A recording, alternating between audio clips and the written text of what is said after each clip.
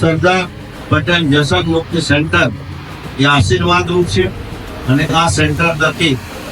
આજે મને જાણીને આનંદ છે 5000 કરતા વધારે યુવાનોના જીવનને ફરીથી એક આનંદમય જીવન બનાવવા માટે જે આપણે ભગીરથ કાર્ય કર્યું છે ત્યારે વિસ્તારના સાંસદ તરીકે ઉન્નતિ માટે સમાજ ઉન્નતિ માટે આપણે જ એકબીજાના પૂરક છે અને એમાં આગળ વધતા રહીશું એટલી વાત સાથે ભારત માતા કી જય, સરદાર પટેલ સાહેબ કી જય।